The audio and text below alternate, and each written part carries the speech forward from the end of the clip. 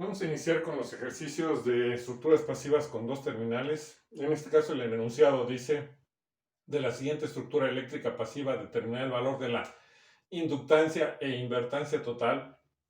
Tenemos el circuito o la estructura eléctrica, las terminales de acceso que se conocen como A y B. Está formada por bobinas únicamente, aisladas magnéticamente, puesto que no existen acoplamientos entre ellas. Y entonces, por inicio, podríamos reducir los elementos o las bobinas que están conectadas en serie, que son las que es más fácil reducir ya que se suman. Entonces tendríamos una inductancia equivalente a 1, que sería estas tres. Sería 30 milihenries más 50 milihenries más 20 milihenries, nos da 0.1 henries. Tendríamos ahora la inductancia 2, que sería 70 milihenries más 10 milihenries, nos da 0.08 henries. Y por último, 10 milihenries más 40 milihenries, que nos da 0.05 henries. Si nos damos cuenta, serían las únicas reducciones que vamos a poder realizar y ya no vamos a poder continuar reduciendo más el circuito.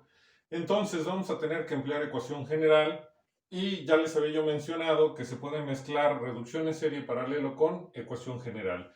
El detalle de la ecuación general es que únicamente nos sirve para obtener impedancia total de una estructura o red pasiva o admitancia total de una estructura o red pasiva. Es por ello que mis inductancias las tengo que convertir en impedancias. ¿Y qué tengo que hacer para ello? Proponer un valor de frecuencia omega, que en este caso va a ser igual a 1000, para poder tener valores como 50i, 30i, 70i, o en este caso 100i, 80, 50i. El valor de omega es completamente arbitrario. Podría ser 1 si nos gusta trabajar con decimales, nos quedaría 0.07 y 0.020i, 0.08i, entonces tendríamos decimales. Pero en este caso, para que los números se vuelvan enteros, entonces propuso un valor de 1000. Siempre hay que observar las unidades que tenemos y al momento de la frecuencia que la vamos a multiplicar, qué resultado nos daría para poder proponer el valor de omega. No nos interesa porque posteriormente la vamos a eliminar, entonces es por ello que el valor de omega no es significativo en el resultado. En cuanto a que modifica el resultado, nos sirve para poderlo obtener, pero no modifica el resultado. Lo que sigue es agrupar en cajones de impedancia. Si a estos tres elementos que se redujeron se le llamó equivalente 1, pues entonces sería mi impedancia 1. Ya sabemos que la impedancia, o para obtener la impedancia de una bobina, siempre es I omega por el valor de la inductancia. En este caso sería I omega, la inductancia equivalente 1, y nos queda de 100i. La impedancia 2 sería I omega, la inductancia equivalente 2, y sería de 80i. La inductancia 3 sería I omega, L equivalente 3, y sería igual a 50i. La impedancia 4, aquí, como ya no seguimos haciendo reducciones, entonces se propuso valores. En este caso la impedancia 4 es igual a I omega, el valor de la inductancia 4, que nos da 15i, quiere decir que esta es la inductancia 4. Después decimos que la impedancia 5 es igual a I omega, inductancia 5, y nos da un valor de 40i, pues esta es la inductancia 5. La impedancia 6 es igual a I omega, inductancia 6, que nos da 20i, pues esta es la inductancia 6. La impedancia 7 es I omega, inductancia 7, que nos da un dato de 80i, pues esta es la inductancia 7.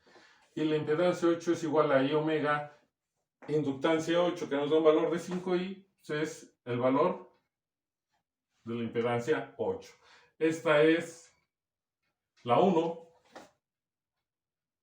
la 2, porque son estas dos que se hizo la reducción, y la 3 porque son estas dos que se hizo la reducción. Entonces tenemos ya el valor de los cajones de impedancias que vamos a usar para trabajar. Entonces volvemos a reescribir la red eléctrica como cajones de impedancia.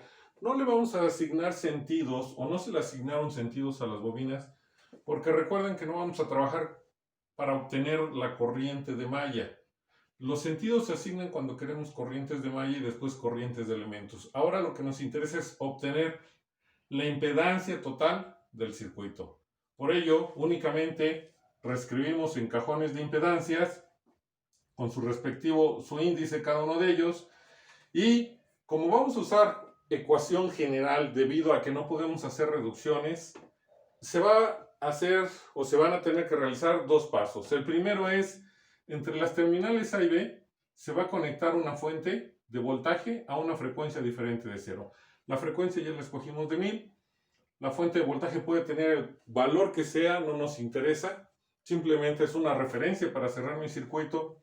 Y lo que sigue es, y es lo más importante, siempre la malla 1 debe de ser aquella en donde se conectó la fuente de voltaje.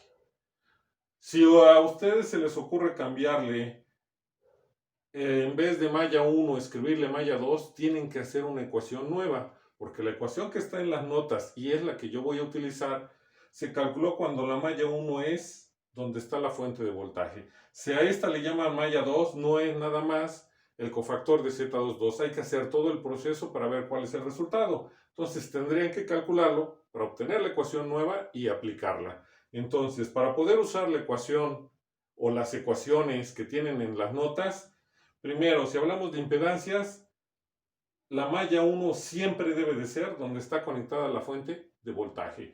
La numeración de las demás mallas es completamente arbitraria, pero conviene llevar un orden para no equivocarse. El sentido, ya les había yo mencionado que se va a dar el sentido convencional, es decir, partimos del signo más de la fuente para llegar al signo menos. En este caso nos quedó con una dirección antihorario, entonces a todas las demás mallas le vamos a dar el mismo sentido de dirección antihorario. Sería la malla 2, malla 3 y malla 4, todas en sentido antihorario. ¿Por qué? Está en función de la primera malla que la determina la fuente de voltaje.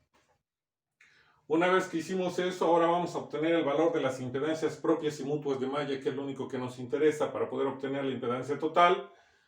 Y recuerden que cuando no hay acoplamientos es muy sencillo aplicar el método de mallas. Para calcular la impedancia propia de cualquier malla cuando no hay acoplamientos, lo único que se debe hacer es sumar los elementos pasivos que forman a la malla 1. En este caso, esta es la malla 1, mi trayectoria cerrada, y tenemos 1, 2 y 3 elementos. Quiere decir que la impedancia propia de la malla 1 va a ser igual a Z4 más Z7 más Z8. Somos sustituyendo los datos que se tienen aquí, nos queda como 100i y son ohms. Todas estas son ohms, pero por cuestiones de espacio no le escribí las unidades. Aquí que sí tengo el espacio suficiente, le escribí las unidades que son los ohms. Entonces, una vez que determinamos la impedancia propia de la malla 1, hay que hacer exactamente lo mismo para todas las mallas o todas las impedancias propias de malla. En este caso son 4. Entonces la impedancia propia de la malla 2 es esta trayectoria cerrada y tiene 1, 2 y 3 elementos. Únicamente se suman y sería Z2 más Z6 más Z7 y nos da 180 y de nuevo ohms. La impedancia 3 es esta trayectoria cerrada, la malla 3 es esta trayectoria cerrada, por lo tanto la impedancia propia de la malla 3 va a ser la suma de Z1 más Z5 más Z6. Y eso nos da 160i y son ohms también. La malla 4 es esta trayectoria cerrada y entonces hay que realizar la suma de Z3 más Z4 más Z5 y nos da un resultado de 105i y son ohms. Vamos con las mutuas. Nuevamente, como no existen acoplamientos para la impedancia mutua entre mallas, lo único que hay que hacer es ubicar o identificar cuál es el elemento pasivo, hablando ahorita de cajones, o la impedancia, o el que quedó entre las dos mallas, en medio de las dos mallas, que comparten las dos mallas, o está entre las dos mallas. Depende cómo lo quieran expresar, estamos hablando de lo mismo. ¿Qué implica esto? Primero ubico mi malla 1 y mi malla 2 y veo qué elemento quedó entre las dos mallas. En este caso es la impedancia 7. Y una vez que lo ubiqué, ahora voy a recorrer la corriente de malla nada más en ese elemento. Y si hacemos el recorrido, la corriente de la malla 1 va hacia la izquierda de la impedancia 7, mientras que la corriente de la malla 2 va hacia la derecha de la impedancia 7. Como las dos corrientes van en sentidos contrarios, la mutua entre la malla 1 y 2 la consideramos negativa. Entonces la impedancia mutua entre la malla 1 y 2 va a ser igual a menos Z7. Y eso va a ser igual, al sustituir datos, menos 80i. Para la impedancia 1, 3, vemos que no hay ningún elemento, entonces por eso vale 0. la impedancia 1, 4, ubicamos primero a la malla 1 y la malla 4. Y después identificamos qué elemento quedó entre la malla 1 y la malla 4. En este caso es la impedancia 4. Y la recorremos con cada una de las corrientes de mallas. La corriente de la malla 1 en la impedancia 4 va hacia abajo. Y la corriente de la malla 4 en la impedancia 4 va hacia arriba. Sentidos contrarios, esta impedancia la vamos a considerar negativa. Es por ello que la impedancia mutua entre la malla 1 y 4 es igual a menos Z4 y eso es igual a menos 15i. Seguiría a calcular la impedancia 2,1 de la malla 2,1, pero ese es igual a la 1,2, por eso es que no lo hacemos, y entonces habría que calcular ahora la impedancia mutua entre la malla 2 y 3. Entonces ubicamos la malla 2, la malla 3, identificamos qué elemento quedó entre la malla 2 y 3 y hacemos el recorrido de la corriente de cada una de las mallas con respecto a ese elemento. En este caso es la impedancia 6 y la corriente de la malla 2 en la impedancia 6 va hacia abajo, mientras que la corriente de la malla 3 en la impedancia 6 va hacia arriba.